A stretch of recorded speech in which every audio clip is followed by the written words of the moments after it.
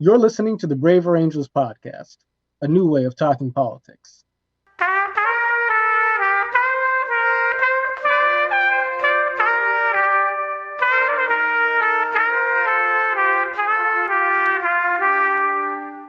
Okay, and thank you for returning and jumping back on board with us. I'm your host, John Wood Jr., joined by my illustrious co-host, the one and only Ciaran O'Connor, reporting to us live from New York. Ciaran, how you doing, buddy? I'm good, man. I'm getting used to this whole quarantine thing. It's pretty fascinating how quickly humans can adapt. Yeah. Well, there's a lot of adaptation that has become necessary for us at this place and time, and we are joined by two individuals who I'm hoping can help us help our folks, followers, and members at Braver Angels and all of America to sort of adapt the right point of view in terms of how we deal with the challenges of the moment. So, folks, I'm very happy to reintroduce back to the Braver Angels podcast the one and only Ken Bone and the one and only Chloe Valdary. Ken, how are you doing? Chloe, how are you doing? I'm doing really well. Thanks for having me on. I appreciate it. I'm doing well. Excited to be a part of this conversation. Absolutely. And Chloe, Ken, you two have never connected before in the past. Am I right about that? That's correct. Ken, it's great to meet you. Yeah, same to you. To be honest, I wasn't really familiar with your work before John invited me to the podcast, but I've checked it out a little bit, and I want to say I really appreciate your advocacy, especially for mental health care. Myself and my family, we all suffer from anxiety and depression. My son goes to special school because he has such terrible anxiety. He goes to night classes where there are fewer students because of his anxiety and panic attacks. And the quality of care and the amount of time it took us to get him that care, it's just shameful, frankly. How long it took us to get somebody that even believed he had a problem and he wasn't just lazy and didn't want to participate in school. And the amount that it costs, even with our pretty good medical insurance that I have through my employer, is just insane. So thank you very much for all the work that you do in that area. My pleasure. How old is your son, if I might ask? He's 16, a sophomore in high school. Okay, we should talk after this. And thank you for saying that, Ken. Yeah, the truth is, Chloe Valdary is one of the great buried treasures in the American cultural conversation. And so, every opportunity we have to bring good folks like you guys together is one we want to take advantage of. So let's begin here really quick. And so, the last time we talked to either of you, and I can't remember exactly how long ago it's been, but I think it's been at least about a year or so in each case. We were at that time, remarking in these separate conversations, remarking on the fact that polarization, political and social division in the United States has been creeping up to sort of a critical mass, and sort of wondering and trying to imagine how it is we could kind of rebuild American civic culture in a way that brings out the best in the American people and leverages that towards an actual political and social kind of climate of progress in the country. All of that was well before, something that none of us saw coming, I think, which is just this mass existential threat of the COVID-19 pandemic, which has led to a dramatic sort of altering, at least for the time being, of the American lifestyle, and obviously for people globally. We're all shut in our doors right now. Many millions of Americans have lost their jobs. It's an easy moment to be pessimistic in. But what I wonder is whether or not there are not opportunities for us in this moment to sort of build towards the type of sort of politics and culture of empathy, potentially of some sort of reconciliation, sort of closer kind of ties to each other as Americans, as we share this struggle against what President Trump has called this invisible enemy. So both of you, Ken and Chloe, have spoken to the issue of our political and social divisions in different but powerful ways in the past.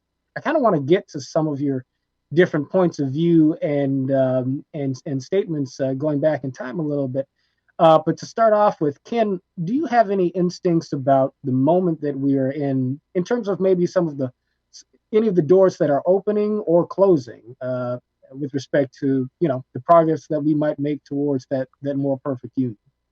Well, the opportunity that we're presented with is that almost all human interaction now is online. If you thought we were an online only society before, holy cow, now you can't hardly leave your house. And when you do, uh, you're more likely than not wearing a mask, and you don't speak to strangers because you don't even stand close to strangers. So you're only really communicating via Twitter and Facebook and Instagram and things like that. And before, that was one of our biggest challenges, is teaching people that there's a real human being on the other side of the screen. All of the horrible vitriol that you spew to them gets absorbed by a person just exactly the same as if you said it right to their face. And a lot of folks did not understand that, especially people my age and older, in their mid 30s and up, who didn't grow up with that kind of culture.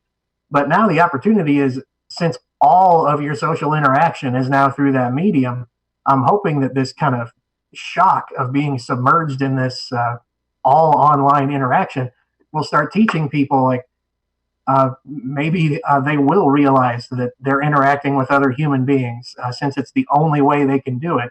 And once we come back from this, they'll maybe tone it down a little bit and realize that, if I'm not willing to say this to someone's face, maybe I shouldn't type it on their Facebook wall.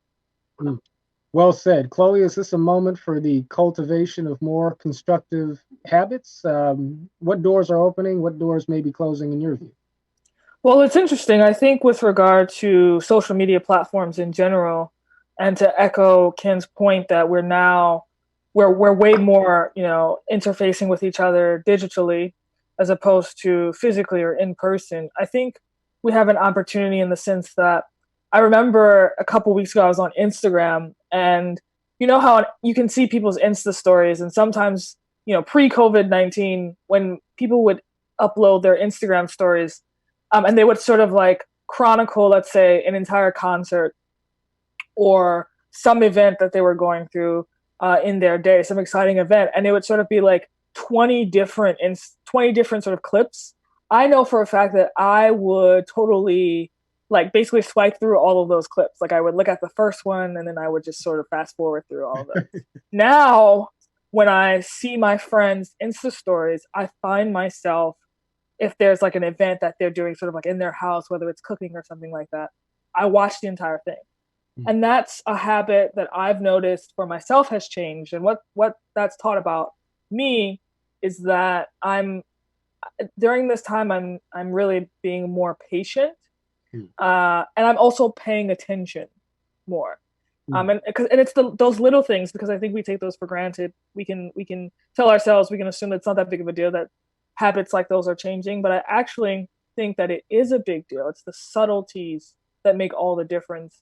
And so if we can translate some of that patience and some of that instinct to pay closer attention, first of all, we can cultivate that out of the current situation, and we can elongate that into whatever new reality we will be brought into, because I really don't think that whatever happens after COVID-19, I don't think it's going to be anything like pre-COVID-19, for better or for worse. I think there are certain things that, like, the fabric of our reality will have changed in very critical ways. But I hope that we will be able to bring some of the things that we're learning in this transition period, whether that's patience, whether that's paying attention, a deeper awareness of the fact that, quite frankly, life has always been chaotic, and life is, characterized by suffering. This is our fate as a human species. And so we sort of got into our bubbles and got into our, very modern world with all of its progress that we've made as a species, and it's great. But we sort of forgot about our frailty. We forgot that we're not invincible, and this has been a rude awakening and a critical reminder. So I hope we take some of those things that are virtuous and carry them forward to build a better society for all of us. looking into the future is a difficult thing to do, of course, in many respects, but I would love to think and imagine that there is maybe a lengthening of the of the American attention span, if you will, that might allow us to your point, sort of connect a little bit more deeply with what we are actually going through as fellow Americans in our day-to-day experiences in a way that's not sheer consumption, right? In the way that social media diving tends to be. That makes me think of something that I feel like is a little bit connected. We recently had the journalist Monica Guzman on the podcast, and she observed that one of the striking things about this moment we're in is that we are used to having our major institutions and also, of course, our leaders in politics and other areas sort of, we're used to assuming that on some level, the big guys and girls up there in power have something of a hand on the wheel and are steering things and know more or less what they're doing, enough for us to be able to relax a little bit, relatively speaking. But that in this moment, there's not really much difference, it seems, between the people who are running everything and us who are just sort of here commenting and talking about things, because this moment is unprecedented. Nobody in America, whether, peasant or politician or what have you, so to speak, has ever been through this before. And so we're all kind of in the same boat on every level of society in terms of the uncertainty. And what that reminds me of is something that, coming from a different angle, Ken, something that you said on Bill Maher's program way back in the after the 2016 election, when all America couldn't get enough of Ken Bone. By the way, Ken, a lot of people think that mustaches are coming back in style right now because of the quarantine lockdown situation. I think people just want to be more like Mr. Bone, and this is just a good opportunity, a good excuse for us to do that. But this society is even more of a nightmare than I imagined. If people want to be more like me. The dystopian future is upon us, man, and this is what it looks like. Kid Bone mustaches everywhere. I'm here too, man. I'm growing out mine. But I'm actually going to quote you, Ken. But I'm going to quote you and actually have Chloe respond to it. And then I'm going to throw out a Chloe quote and have you respond to it, because I'm interested in the convergence here. But Ken, when you were on Bill Maher's program, Bill was hounding you, like everybody was at the time. We're not going to do this, so don't worry. But Bill was hounding you to figure out who you voted for in 2016. You didn't want to answer that question, but the reasoning was very interesting. You started talking about the length of elections in Canada. You mentioned the fact that in Canada, when they're electing a prime minister, they have an election that's 80 days and 80 days long, and it feels too long for many Canadians at that. But here in America, our elections run for 4 years, basically. They start the very day after the president is elected. And you said in response to that, quote, "I don't want to feed that fire because that turns our political process into TMZ. It creates people like me. It creates nothing but sound bites and sniping back and forth, and it doesn't help solve the issue." And so, Chloe, what I'm wondering is part of what we might have an opportunity to establish here, the sort of a connection to each other as human beings that allows us to pull back a little bit from the kind of gossip culture and maybe sort of culture or even cult of personality kind of society that we have that surrounds not just Donald Trump, not just Alexandria Ocasio-Cortez, but this larger pattern whereby we don't connect with each other so much as Americans as we do sort of hitch ourselves to the bandwagon of one big personality or another and use that as as an excuse to not think critically about what's going on. Do you see the dynamic that I'm kind of trying to illustrate there? And do you think that there might be something of a shift unfolding? Yes, I think, I was scrolling through Facebook yesterday and I forgot what source it was, but I saw an article title that said it's possible that influencer culture will never come back after this. Right. And that's, not just political, that's obviously heavily infused in places like Instagram.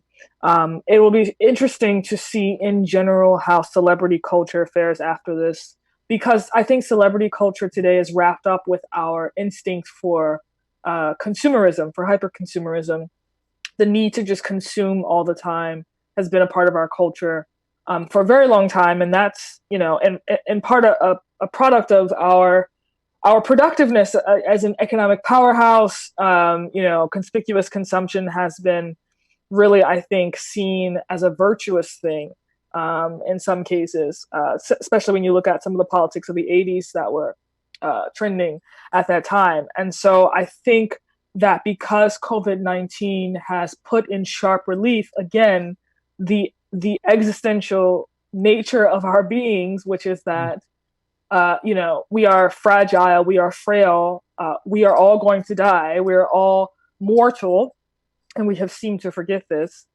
It's very possible that this rude awakening will lead to us realizing the futility of engaging in this, Team X versus Team Y sort of politics, which doesn't strengthen.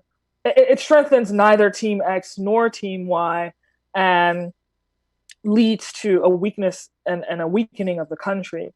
And I hope that we as Americans will take this opportunity to really engage in contemplation. I think that it's true, as you said, that no president, no leader, no senator, no Congress member has ever experienced something like this, like the global phenomenon that is this pandemic. But at the same time, past presidents have experienced local sicknesses. I'm in the middle of reading Team of Rivals about the political genius of Abraham Lincoln.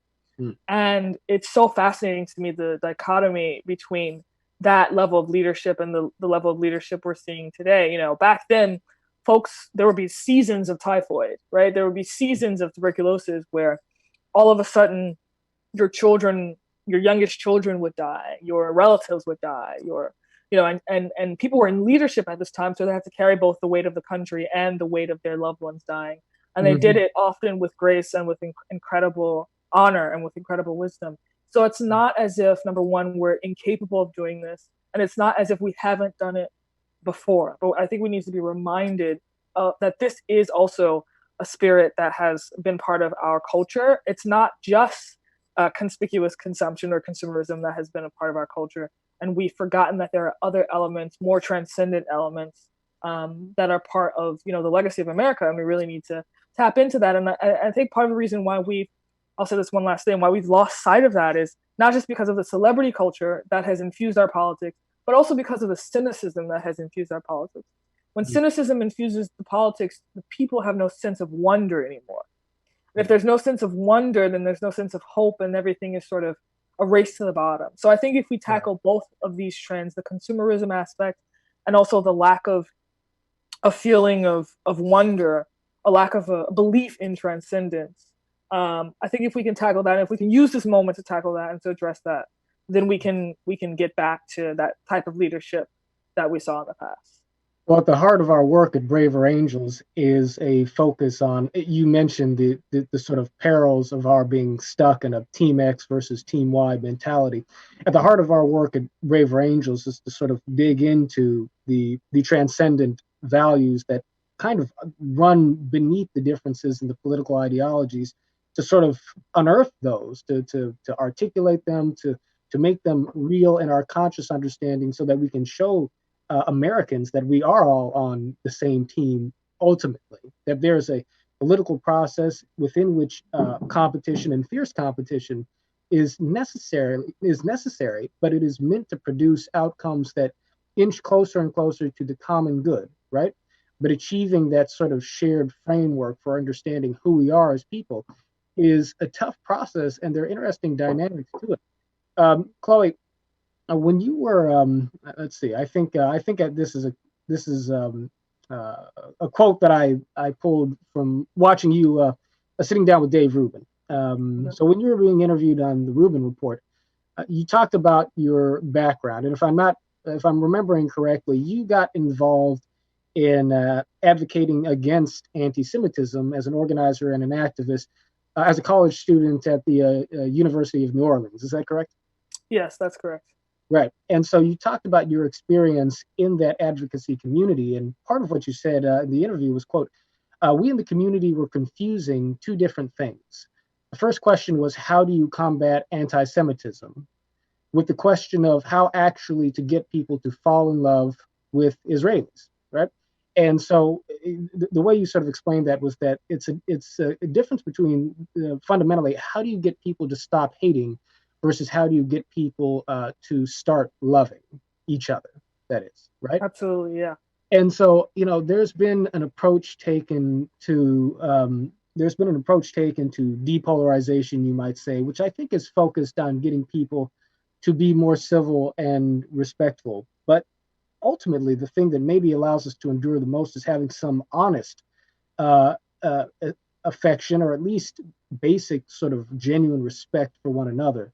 So pivoting off of that and pivoting off of Chloe's frame for that, Ken, do you look at the moment that we're in, perhaps sort of, the willingness that many amazing people are showing to sacrifice on each other's behalf to help get their fellow Americans through this crisis that we're in?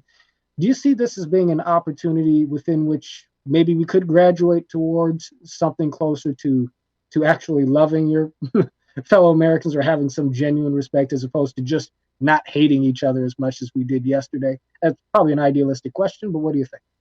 Well, I think Chloe raises an excellent point. There is a lot of the work that I've done and put out there is like, hey, maybe don't be so evil to each other. Maybe don't say such nasty things to each other. We're all on the same team. Really, it's just a battle of ideas. It shouldn't be a battle of people. And I think Chloe strikes at the heart of the issue. It's like, well, instead of trying to alter people's behavior and get them to use nicer words, it would probably be more effective to get them to alter the state of their heart and realize that the people they're talking to are human beings first and foremost, and their ideas later. Obviously, a bunch of my libertarian friends right now they're really spiking the ball because they're like, see, we told you the government was incompetent, and we told you that more power should reside at the state level, because look at the response you're getting from states like California, and then look at the anemic response you're getting from the federal government. See how that's going. And I'm like, yeah, that's great, but also like 30,000 people in the United States are dead. So maybe it's not time to like dance and gloat. Maybe it's time to realize that a whole bunch of your fellow Americans are suffering terribly, losing loved ones or losing their livelihood. And, we could come together on that. And then after this crisis is over, maybe dissect it for which ideas worked and which ones didn't, rather than pointing and laughing at the people that are losing so much. I know that they're not trying to mock the people who have lost their livelihoods or who have lost their loved ones. It's just the message that comes out, because we're so busy trying to tell ourselves that we won that we don't really have empathy for the people that lost. And that's kind of where American politics is. When politics turned into a sport where you root for Team Red or Team Blue, then when Team Red wins, you never look across at Team Blue and tell them like, oh, it's okay, don't worry, you'll get the next one. Or, yeah, I really liked this play you ran in the third quarter. Maybe we'll try to incorporate that. It's always, you guys suck, we're awesome, we're going to spank you again next time.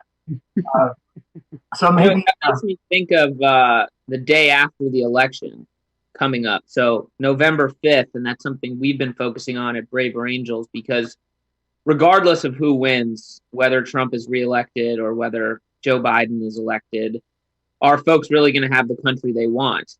And I think to Ken's point, a lot of people are going to be immediately falling into either gloating or commiserating. So John, do you want to talk a little bit about our plan for the day after the election and how we're trying to embrace the spirit of Lincoln, to which Chloe just alluded? Well, yes, happy to do that. Just before pivoting to that, what Ken was talking about also made me think about our Braver Angels debates program. We're in the movement building business here, guys. Ken, Chloe, I know that you guys know this. The movement that we are, I think, a part of and seeking to build alongside other organizations, and honestly, people like yourself, who in different ways, Ken, Chloe, both of you, have been creating the space and stimulating, I think, the intellectual and the conversational activity necessary to get us to this point. We've been striving to open up the space both conversationally, but also organizationally, right, and collaboratively, for a politics that's rooted in a sincere recognition of the dignity that exists on each and every side of the American political equation, right? And in that vein, we have a debate program that is focused on accomplishing what it is you articulated, I think, and allowing us to sort of debate in a way where we compare the validity of our points of view, but are very upfront and honest about the fact that nobody has all the answers to any of the questions, and that the purpose of our debating these issues is not to be able to gloat or spike the ball at the end of the contest, but again, to advance the common welfare. And if you believe in that, you believe in the idea of there being a common good, that means that you're seeking to sort of make your point in the debate, not to beat the other guy, but to help the other guy because he is actually on your team, he or she, even if you happen to be on opposite sides of an individual question, right? And so the day after the election, we are planning, working with a wide range of ministers and also different civic leaders and people from social impact and nonprofit organizations to have a wide range of religious services and civil and secular events across the country the day after the election that reaffirms our common commitment to one another as Americans, and just this basic idea that we share a country as one people, regardless of who the president of the United States happens to be, or who the president-elect happens to be the day after the election. So I look at that as fighting for what I would think of as, what should not to be Ken Bone's America, what should not to be Chloe Valdary's America, the America of people who see themselves first and foremost as human beings and as Americans, as opposed to simply, individuals who see their version of America as limited to only being Republican, Democrat, or whatever ideology you subscribe to. But it takes courage. It takes sort of hard work to do that. And I think that if we don't remember the fact that you really need fortitude to kind of engage empathetically with people who disagree with you and withstand the blowback that comes from that, it's going to be difficult for us to build up that space. So let's talk about courage really quick, guys, because we are braver angels now. And I consider both of you to be courageous individuals. I don't know if you guys see yourselves in that way. But you've both been through, I think, been through the gamut of social judgment in one way or another. And so, Ken, I'll start with you on this. I mean, you're a person who was picked out from complete and total obscurity. And for a certain period of time, I mean, after Trump and Hillary Clinton themselves, you were about the most famous person in America. And then after that, wound up having to endure, I think, a certain level of media scrutiny and people trying to pry into your personal life and trying to trap you in opinions that or statements that would make you look bad. Was it ever difficult for you to maintain sort of the principle that made people love you to begin with, which is your willingness to sort of respect people regardless of where they're coming from politically? Did you ever, what did it take to sort of hold on to that way of being in the face of being basically targeted by so many folks in the media and trolls online? Well, a lot of it just comes from, I have a really strong sense of self-identity. I know who I am and I know what I believe. And I know that I'm not a racist, bigoted, sexist, homophobe who loves when people of color get shot down in the street. I know that I'm not a horrible person who revels in sexual assault and gets some kind of sick pleasure out of it, or whatever other things anybody's going to get accused of if they are randomly exposed to a lot of media scrutiny. So I know that's not me. My wife knows that's not me. My son knows that's not me. So having that strong sense of self-identity really helped get through it. But you have to recognize that not everybody has that, because not everybody was raised by good parents like I was, who told me, like, you know what? My dad was a great baseball player and I wasn't. I stunk. But he told me, like, hey, you know what? That's cool. You're really good at math. Good for you. Love you. I'm sure he would have loved me to be awesome at baseball, but he also appreciated that I was really good at calculus. So not everybody has that. So that's what I try to confer to people. And whenever I really get down about like the hate that gets piled on, I think like, if I can just get through this, then maybe that'll show the kid who, doesn't have a strong father figure, or whose mom is overbearing and judges her because she doesn't put her makeup on the right way, or because her skirt is too short, or whatever. Maybe that person will be able to see me and learn, oh, I'm okay the way I am. Ken thinks he's okay the way he is, and look at his giant potato-sized head. If he's okay with that thing, then I can be okay with my thing.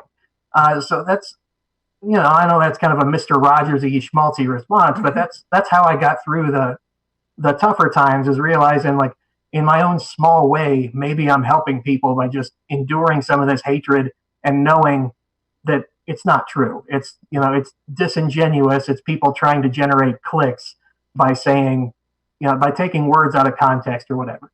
And hopefully that's something that we're learning as we get farther into this social media age, is everything that you've posted on Facebook and on Twitter and on Reddit and whatever, they're not press releases, and they're not sworn under oath testimony. Sometimes they're poorly worded. Sometimes they're vague. Sometimes you're drunk and you post something stupid. Lots of different things can happen. It doesn't reflect who you are as a human being. Like, if you use the wrong word, like I used justified instead of legal when I was talking about Trayvon Martin. And I feel bad about that, but I've never gone back and deleted the comment. I said that Trayvon Martin's shooting was justified because under the letter of the law, it was. That made people think that I was okay with this young man being killed in the street. Obviously, I am not. I wish with everything I got that he was still alive. That was a horrible incident. So I should have used the word legal instead. And people, mostly bad faith actors who just want to generate clicks or whatever, picked up on that and retweeted it and published it and put it all over the place. And you just have to realize, like, well, in the end, I can tell people what I believe, but I know what I believe. I know what I am on the inside. I know that I don't believe that people should be murdered in the street. So as long as I know that, I'm okay. And like I said before, hopefully other people can see that too. Right. The details of one event or another aside, we're all, I think, more than just the perhaps imperfectly worded substance of a 140 character tweet. And there's this desire, I think, in the culture that we are, coming from at the moment, to be able to define people as whole human beings, it seems, according to just what the little tiny bit that you can tell about somebody on the basis of what we throw out there on social media or some of our limited public statements and so forth. And that nastiness makes it difficult for people, for many good people, to be willing to wade into the public conversation. And yet we need good, thoughtful, and still imperfect people, right? Because we are all imperfect, to have the courage to do precisely that, to hold the space for the sort of empathy and reconciliation that we want to see. And so, Chloe, turning to you, you are a person who I know has been called by some, at least, something like an Uncle Tom, I guess, because you have fought against anti-Semitism and you're a strong advocate of Israel. And obviously, you have critics who feel passionately in other directions. But you've been insulted for those positions. I know you've been criticized by people who think that you're not far left enough and you're not conservative enough, right? I know that you've had quite confounding. Right, I know that feeling. Yeah, well, right, Chloe. I know that you've been looked at as a person who, probably doesn't take her African American identity seriously enough from a certain perspective. On the other hand, I think that you've probably looked at as being too soft on social justice activists by some folks as well. And so, how have you?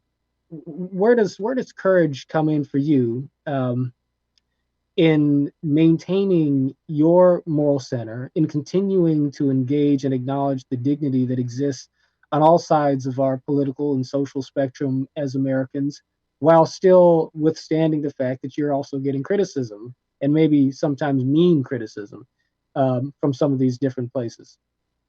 Well, it's an interesting question because I was recently asked by someone if I've ever been canceled or something like that.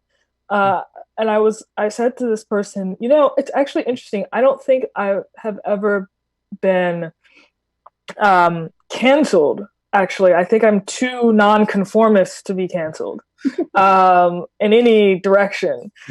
And so, yes, while I've had my share of, sort of bitter rhetoric hurled at me, especially mostly in places like Twitter, I have to say that the philosophy with which, around which I try to orient my life, which is a philosophy rooted in, a search for spiritual transcendence, a belief in the innate dignity of human beings, an understanding of what it actually means to be a human being. So, for example, I think I've been training myself to cultivate this instinct whereby even if someone, is attacking me viciously on Twitter, I always view it through the lens of the fact that they too are human beings.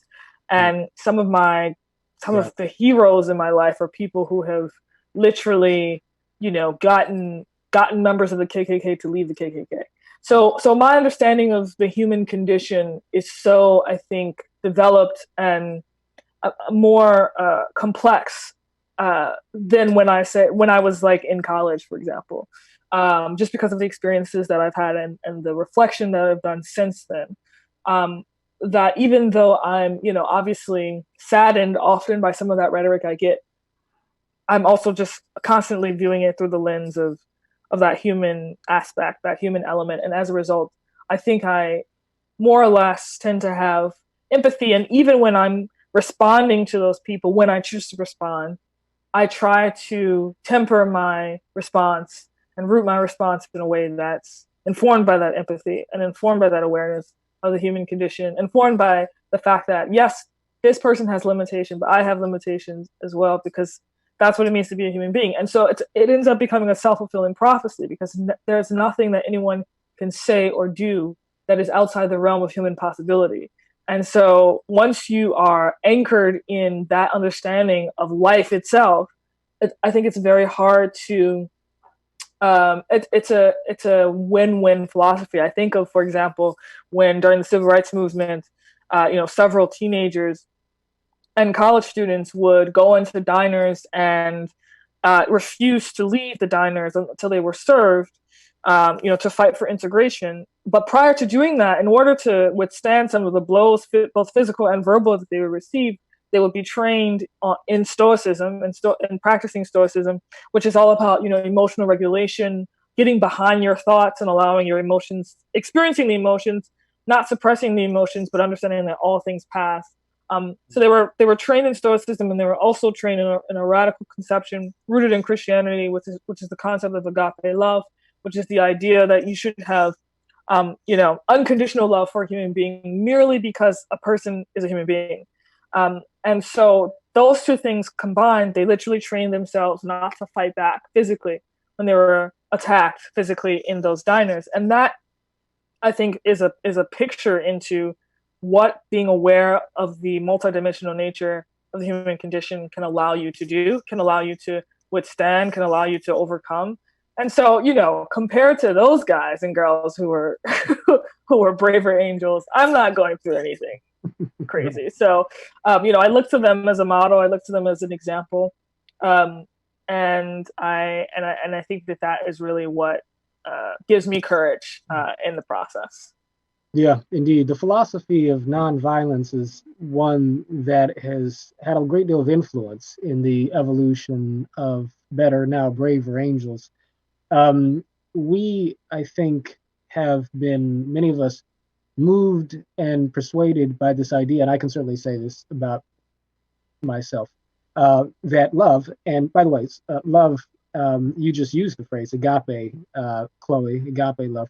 Dr. King described love as, quote, not quote, emotional bosh or mere sentimentality, but a transformational social force, something that is goodwill. I mean, some people have a difficult time with the term love. If you want to say goodwill, it amounts to the same fundamental thing, which is this idea that, to closely paraphrase King, we do not seek to defeat or humiliate our opponent, but to win him over and establish his friendship, to achieve reconciliation. right? That was the goal of nonviolent activism. That was the moral philosophy that guided Martin Luther King Jr., and that I think led this country to a great deal of progress. And you're right, Chloe. I mean, in comparison to what not just people in the civil rights movement, the nonviolent movement, but according to the things that many advocates for justice and social justice and liberty and freedom and American history have endured, what we're going through in this moment, is not necessarily as challenging as all that. And I'm grateful because it means that we are still the beneficiaries of a good many people from every, I think, avenue of America's moral history who have sacrificed to make this both a more equal and a freer nation, right? At the same time, we've got an obligation, I think, to sort of push that work forward. And Ciaran, you probably remember this, but it reminds me of Mr. Bone, of your own words at our convention last year. So we had our second annual national convention at the University of Washington in St. Louis, Missouri last year. And we actually had one of our very first Braver, it was Better Angels then, but one of our very first Braver Angels debates at the time. And Ken was one of our leading opening speakers. And Ken, you said something along the lines, if I recall correctly, of the idea, something along the lines of the thing that we have in common as Americans isn't our particular political point of view, but what we should be able to agree on is this idea that America is better today than it was yesterday. And if we do what we need to do, we all agree that we all want America to be better tomorrow than it is today. And so and I know I'm butchering, the way you said it was far more powerful, but I think that what you were getting at is this idea that there is kind of a belief in progress baked into the American character that I think doesn't just look at progress in sheer material terms, but that looks at it in the maturing and the greater expression of these ideals that we hold in common, ideals like equality, ideals like liberty and freedom, ideals like justice, and perhaps love and goodwill, right? If I can throw that in there. All of these are ideals that can express themselves in very different ways in terms of policy. And so our political opinions are going to be all over the map in terms of how we pursue them.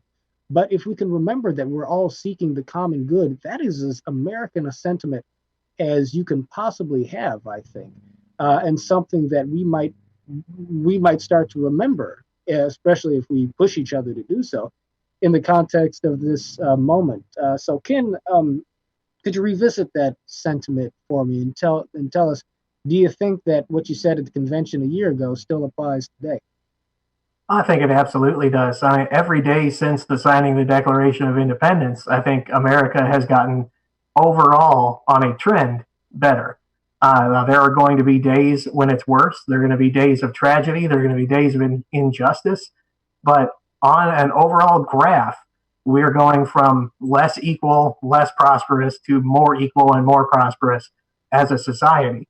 You look at, when America was founded, was everybody equal? Well, obviously not, because you could own another human being. What a sick, weird condition that was. And it took us a long time to fight our way out of that, since we let it become so deeply rooted in parts of our society. But then it wasn't legal anymore. And then the day after that, were all of the freed slaves equal to white people in rights and opportunities? Obviously, they were not. And over time, we've done, well, I won't say everybody has done, but the good people with the heart of America, in mind, have done what they could do to make it better. Dr. King in the 60s realized, we're still not equal. It's been 100 years since somebody could own me or my children, and still, I could get the fire hose turned on me if I want to drink out of the wrong water fountain. When you look at that on its face, that's kind of weird, isn't it? And then we get all the way to today, where are we more equal? Yeah, we are more equal. But obviously, when John, you and Chloe are getting terms like Uncle Tom, which is one of the ugliest terms I can think of. Like, you have a certain amount of melanin in your skin, so you must think the way I think you should think. What a horrible, ugly term that robs you of your human agency. But So as long as that's still happening, and obviously it doesn't happen to generic white guy number 3, me, it's we still are not 100% equal.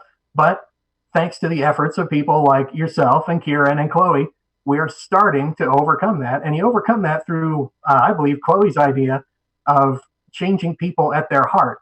And Chloe, the folks you talked about that you know who have talked people out of being in the KKK, that's like the spirit of Braver Angels to me. I had the good fortune of being involved in those Braver Angels debates, and what I really loved about them is when they're over, no winner is declared. Nobody won, except that everybody won, because like the Reds and Blues or the left and right folks, they get exposed to ideas in genuine good faith that they've never been exposed to before. Right. If you watch MSNBC or you watch Fox, then the ideas of the people on the other side are not presented in good faith, even by the talking heads that come on. They don't get the time and the opportunity to display their ideas in good faith and in real clear ways. Well, at a Braver Angels debate, you do. You get an allotted amount of time. You get up and you clearly speak your idea. I think taxes should be lower because it equals opportunity between blah. And then the next person gets up and gets to say, I think taxes should be higher because then the government could help institute better opportunity for the people at the bottom who can't do it for themselves because whatever reason. And then at the end, you're like, well, that didn't sound at all like the talking heads. To me, that sounded like an idea that maybe I don't agree with, but I could see where it could possibly work. So now that the session is over, let's go over here and talk like human beings instead of screaming at each other through an electronic device. And it's such an amazing program that gets people to connect on a human level and helps us all realize that we all are working towards that better today than we were yesterday ideal. We just don't have the same ideas about how to do it. And once you realize that your opponent, for lack of a better term, really does want life to be better for themselves and their children and for you and your children, then it becomes easier to see each other as human beings. Like, maybe I wouldn't have done it that way. Maybe I wouldn't have painted my house that color, but it sure does look nicer than that old slab gray with the peeling chips on it. We're all working towards the same goal. I'm grateful for the way that you explained all of that, Ken, and I'm grateful for the way in which your words really do capture the Braver Angel spirit.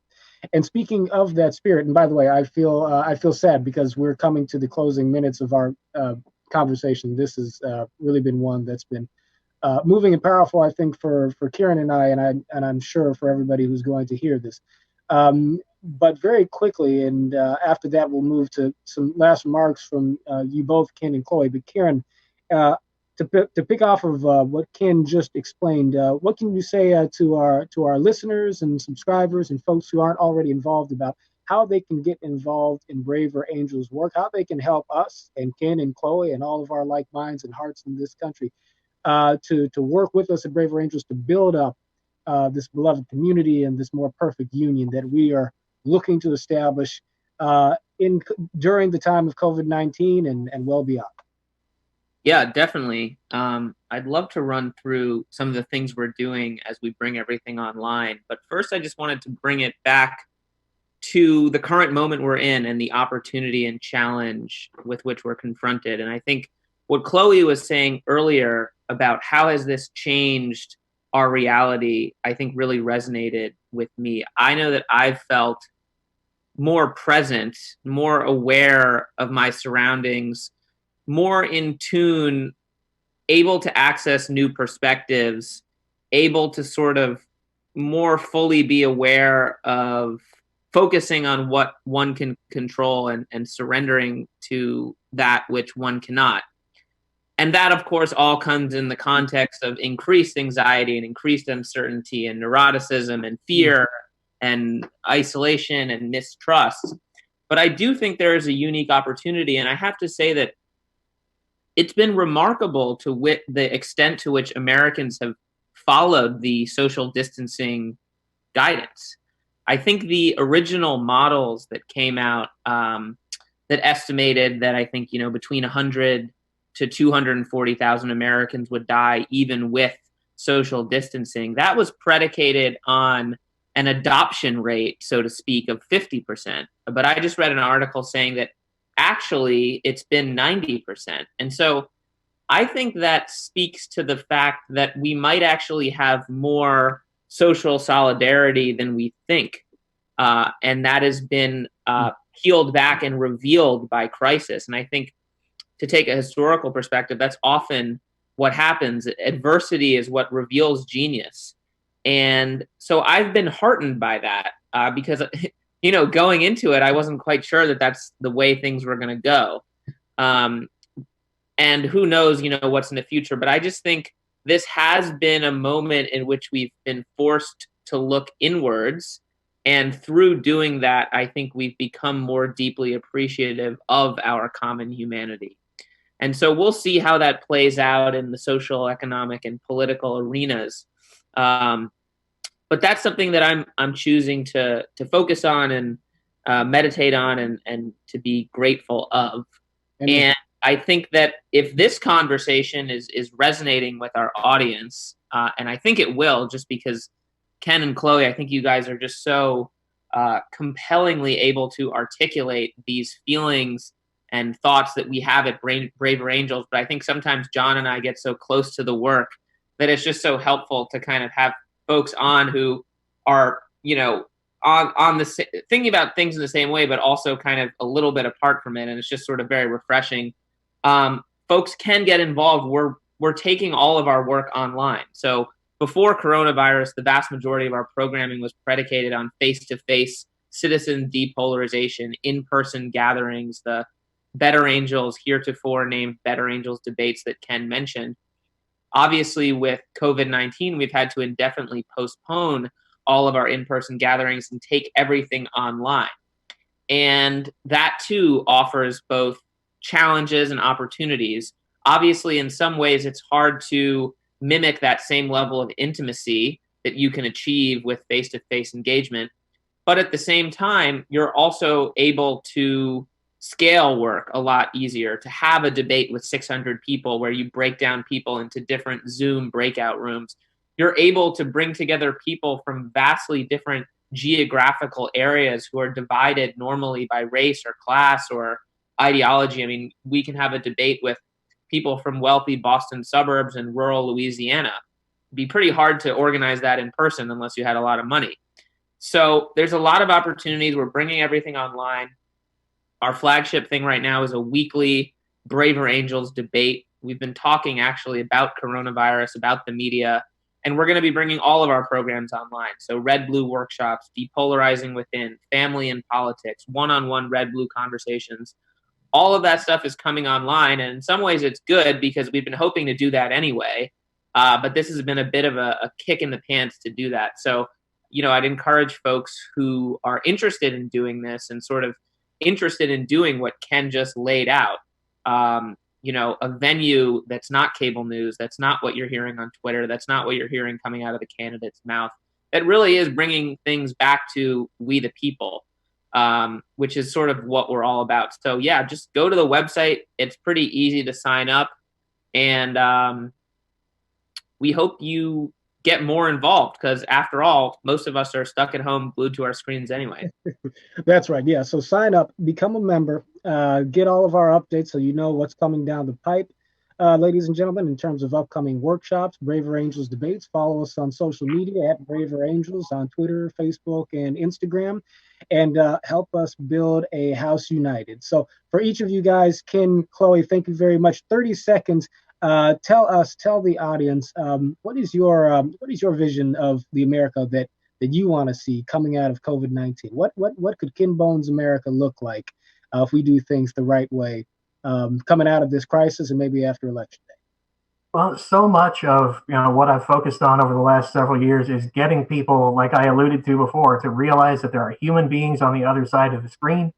And I just want to reiterate that point, that this is a tremendous opportunity now that almost all of our interaction is through a screen. Do your best. If you're interacting with somebody, do it by FaceTime, Zoom, Skype, Teams, whatever, so you can see them and look them in the eye. And that will help you to realize that these people you're interacting with are real human beings and deserve the dignity to be treated as such. And if it takes this horrible tragedy to learn that lesson, then I won't say it's worth it to have lost all this life and opportunity, but I will say that there was a silver lining to this terrible time. Indeed. Chloe, 20, 30 seconds. What does a Chloe Valdary America, what does a braver America look like if we do the things that we need to do coming out of COVID-19, coming out of Election Day?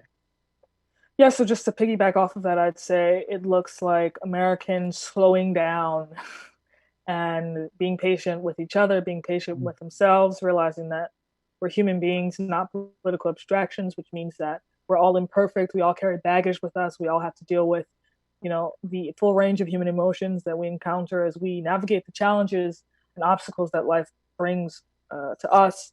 But that we have an incredible spirit of solidarity with one another. We have an incredible spirit of being able to endure suffering as it comes and rising above that suffering, and really orienting ourselves in the concept and idea of freedom in a deeper way than simply like being able to just do whatever, but really being able to bear the burden of our solidarity with each other, with our neighbors, with our political quote unquote opponents. There's something greater that transcends the combative nature of that defines our politics today. So I hope that we carry that sentiment and that spirit forward into the coming days, weeks, however long this lasts. And as we hopefully, get out of this and we'll make a better, braver America.